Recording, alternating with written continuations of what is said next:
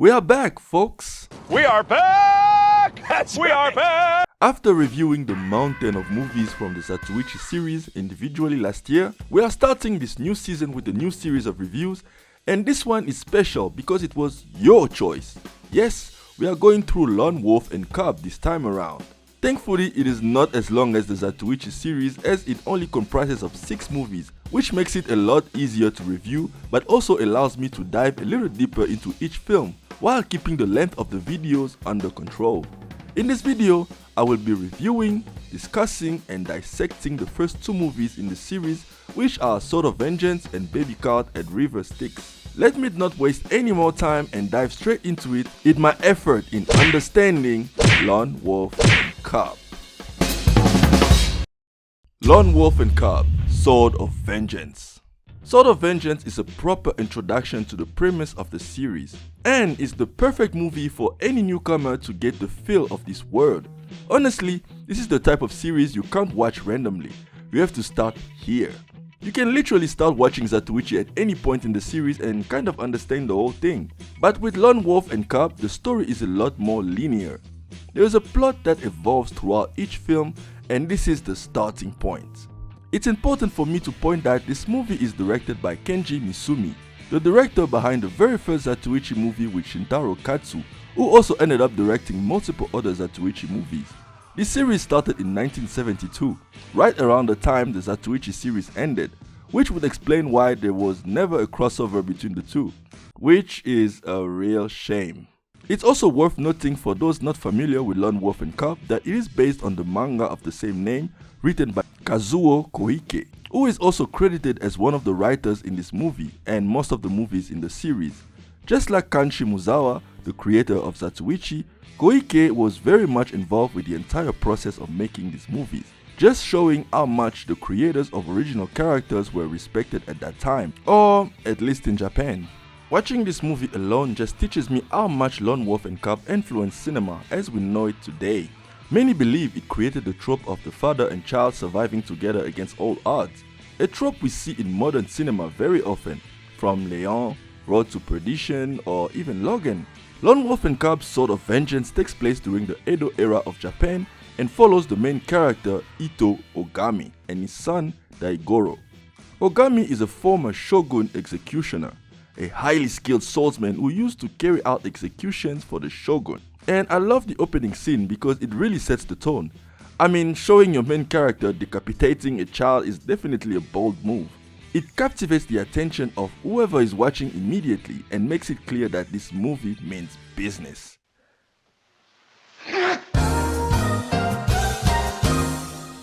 And right away, the movie introduces the audience to the law. The Tokugawa shogunate ruled this era, and they did so with an iron fist. Any lord who disagreed with the ruler would lose their life and land. And to help impose the political will of the Tokugawa shogunate, 3 agencies were formed.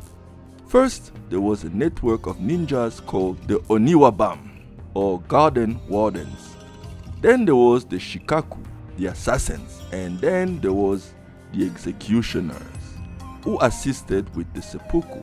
The spy network with the ninjas was operated by the Kurokuwa clan. The assassinations were carried out by the Yagiyu clan, and Ito Ogami from the Ogami clan was the executioner. We are only 5 minutes into this movie and they have already done more world building than all 26 Zatoichi movies combined. Just saying. When we first meet Ogami, he's already an assassin for hire looking for work outside of Edo. It's only when we flash back a few minutes later that we find out about his origins. His wife, Osami, was murdered by 3 former samurai in revenge for Ito's execution of their young lord. The child we saw at the beginning, you know. But Ito soon after will realize that it is a deeper conspiracy orchestrated by the Yagiyu clan, which controls the shogun's spies and assassins, to frame Ito for treason and take over the executioner's post. So then we get this amazing fight scene at the bridge where Ito fights several members of the Yagiyu clan. And let me just say, I absolutely love the sword fight in this series already. I don't want to constantly compare this to Zatoichi, but if you have watched my reviews of those movies, then you know that one of my biggest criticism was the lack of blood during the sword fights. that it was hard to believe anyone was getting hurt, but here, do they make it believable? The use of blood and extreme violence helps sell the cuts, but the camera placement does a lot here as well. Kenji Misumi made sure that his camera was always behind the person getting cut, which makes it more believable, especially when you add blood. It looks like total carnage. And another thing that just dawned on me is that you can really tell that this movie was based on a manga because the dialogue here is closer to Naruto than it is to Seven Samurai. Like when this guy randomly starts describing some sword technique used by Ogami. Damn it! Once in the water, he can fully take advantage of Isuyo Ryu's swordsmanship.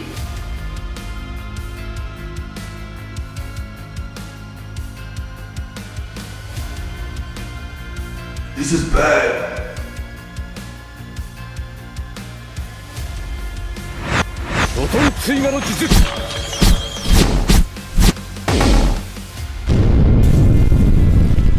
The Isuyo Ryu Web Slicer. Anyway, he winds up cutting down all of the assassins of the Yagyu clan who came to assassinate him. The movie will keep going back and forth between the present and the past, and I think this was clever writing because we learn the origins of Ogami and his son while moving forward with the overall story. Here we see Ogami take an assassination job. He takes a job from the Chamberlain of a rural clan to kill the members of a conspiracy to assassinate the Chamberlain's lord and replace him with their own preferred successor. The targets are in a remote mountain village known for its hot spring spa pools. So Ogami and Daigoro head there to complete the mission. And we immediately get another flashback. And this one is very interesting to me because Ito does something that left me speechless. At first, when he starts talking to his 1-year-old boy, I started thinking to myself, this guy knows this kid can't understand a word he's saying, right? But then he just lost his wife, so give him a break. But then he gives Daigoro a choice between a toy ball and the sword. If the boy chooses the sword, then he accepts to join his father as a Ronin. If the child chooses the ball, Ito will kill him? What? Honestly, the man just wanted a reason to get rid of all that responsibility of being a father. Let's be honest. He was probably like, I don't want to be changing diapers in between assassinations, so just be a dumb kid and choose the ball so we can get it over with. And fortunately for him though, Daigoro reaches for the sword instead. So, diapers in between assassinations it is. Daigoro has chosen to take the path of the Ronin with his father, which Ito describes as living like demons at the crossroads to hell. But jokes aside, their bond being solidified by some ritual pact is kind of badass, and it gives the writers the opportunity to explore their relationship in a unique way as they go through their journey. Honestly, I'm excited. Anyway, Ogami resists the assassination on his life and make a pact with the Yagyu clan that if he wins the duel with their top guy, he gets to leave Edo with his son and they won't go after him as long as he stays out of Edo. Ogami wins this beautifully shot duel and leaves Edo with Daigoro. Then we get to the second half of the movie and I have to say, this took a dark turn quickly. Like, these guys Ito is supposed to kill are absolute savages. They are completely terrorizing this village, assaulting women, killing whoever looks at them the wrong way, and the whole time, you just cannot wait for Ito to kill these assholes. Unfortunately, his main target was yet to arrive at the village, so Ito had no choice but to pretend to be weak. And even gave up his sword in order to blend in while he awaits his target. He was even forced to have sex with a sex worker while the bandits watched and laughed. But I just like how this character just does not care about any form of honor as long as it allows him to reach his goal. He will allow to be humiliated by people he could kill with ease as long as it is what needs to be done at that moment. And I think I just found a new personal favorite scene. The one where Ito's main target figure out his identity. When one of the samurai demands to commit harakiri and asks for the guy to be his executioner.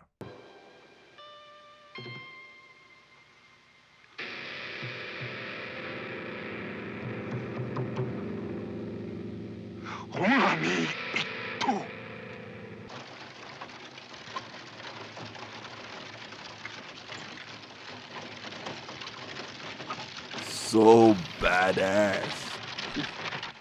Like, this is just the first movie and there are already scenes I don't think they can ever top. Obviously, Ogami kills them all, but what really stood out to me was how creative the filmmakers got with the practical set, practical weapons, incredible stunt work, and an amazing choreography. Obviously, they had to do it all practically. There was no CGI at the time, but we have seen bad practical effects and set design that just looked lazy and cheap. So whenever you see a movie from the 70s no less, trying to look authentic and succeeding with flying colors, you just have to applaud because it must have been really tough to pull it off. Anyway, Ogami completes his mission and lives with his son as they go on their next adventure. The end. I have to say, I've watched this movie before. I remember it being good, but I don't remember it being this good. Honestly, I even tried to be a nitpicking asshole, but I really struggled to find anything I didn't like. This is a well choreographed, well shot, well paced, and well written triumph. What can I say? It's an amazing movie and an incredible start to what should be an exciting series. I'm giving Lone Wolf and Cub, Sword of Vengeance, a 9 out of 10. Moving on. Lone Wolf and Cub, baby caught at the river Styx.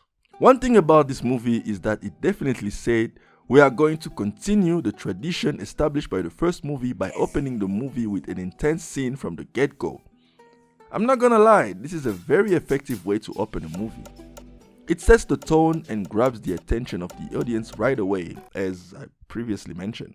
Here, the movie opens with Ito being attacked by men wearing buckets on their heads.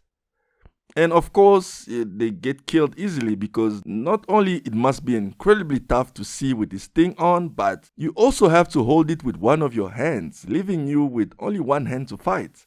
This must be the dumbest assassins I've ever seen. I just love how this movie doubles down on the violence with the very first scene.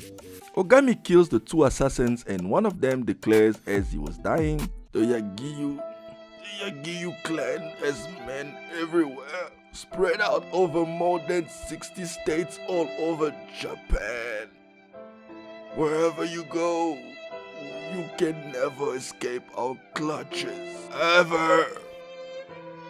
Concluding the slowest death of all time. Also, the series continues with its comic book aesthetic and not only carries on with the story introduced in the first film, but the focus here is clearly to make the Yagiyu clan the main villains of the series. They promised to not chase Ogami as long as he stayed out of Edo, but that won't stop their men in other states to do their dirty work, which I expect to make things a lot more complicated for our protagonists. From there on, the movie slows down a bit for some bonding moments between father and son before the plot gets going. Ito and Daigoro stop by a small town to rest up, and I have to say, what I loved the most about this movie was the fact that Daigoro was a very conscious character. He is clearly no longer just a kid being pushed in a baby cart by his father. He's an active participant, as we will see even more later on. We then find out that the Kurokawa clan of spy ninjas have been tracking Ito and have decided to report his activities to the Yagiyu clan of female assassins residing next to the town where Ito was last spotted. We then get a scene where the ladies get to showcase their skills by fighting the strongest ninja in the Kurokawa clan and defeating him easily. This is honestly a great scene, but I just kept thinking to myself, why so silent?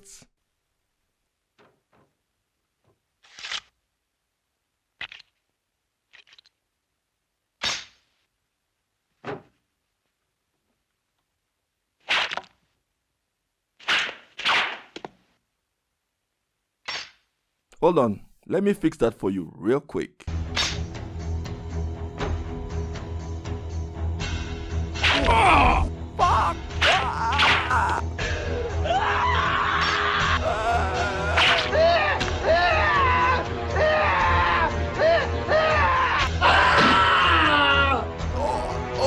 Wait. No.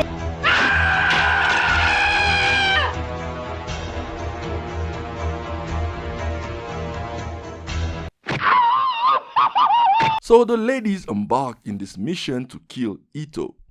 Ordered by their leader, the cartoon character with a wonderful evil laugh. Meanwhile, Ito is ready for his next job.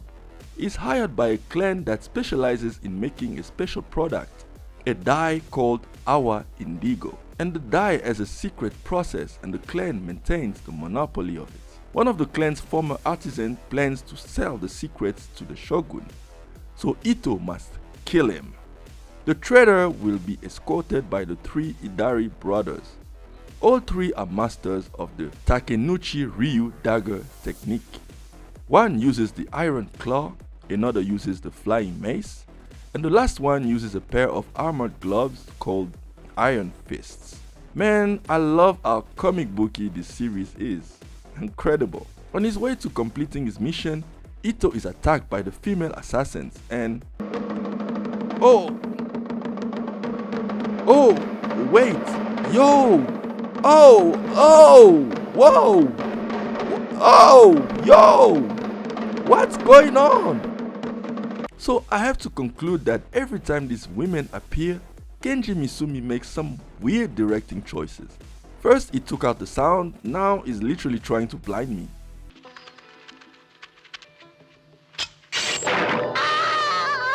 This is bullshit.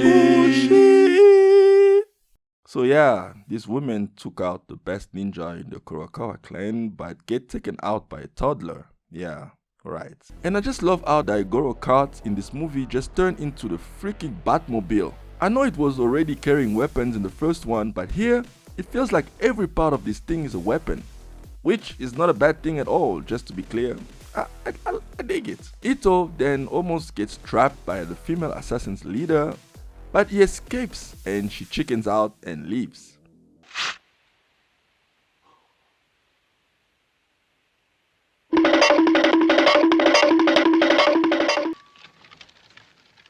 So Ito and Daigoro continue their...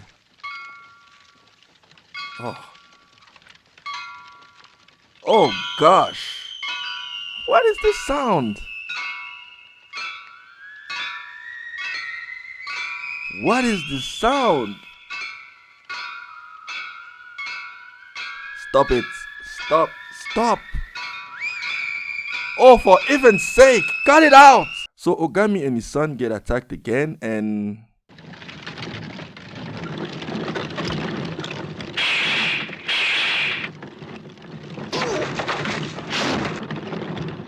This is bullshit! It's actually crazy how much goofier this movie is compared to the first one. But I'm a cool guy who doesn't hate fun, so I can't hate this.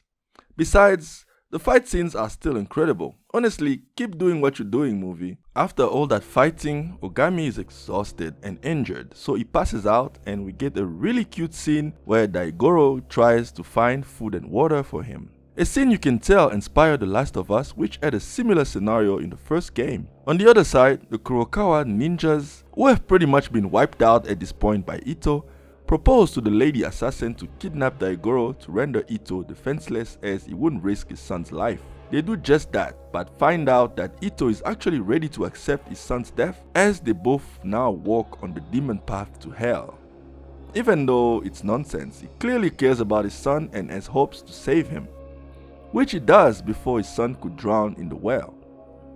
This is an important scene because Kayaka, the lady assassin, who was extremely against this plan, and she does not think of it to be honorable. During this entire scene, she does not attempt to kill Ogami while he tries to save his son. She just stood there and watched.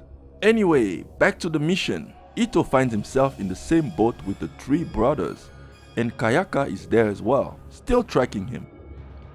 Some of the members from the clan that hired Hito try to fight the Idari brothers but get killed, and one of them sets the boat on fire. And the three brothers escape and...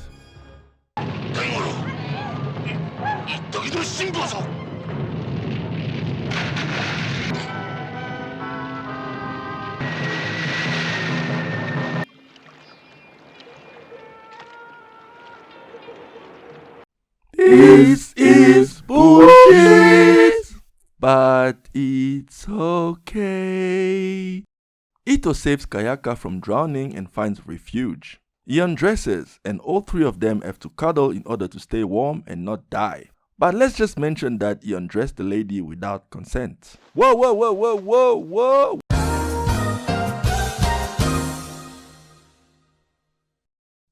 Anyway, she seems grateful, so that makes it okay, I guess. Then we get to the final battle in the desert. More clan members try to sneak up on the three brothers, but they all get killed with ease. But then we witnessed yet another grand entrance from Ogami. Like, Ogami is just like the king of this thing. He just loves an entrance. The moment Daigoro points to his direction and the camera pans, I went absolutely crazy.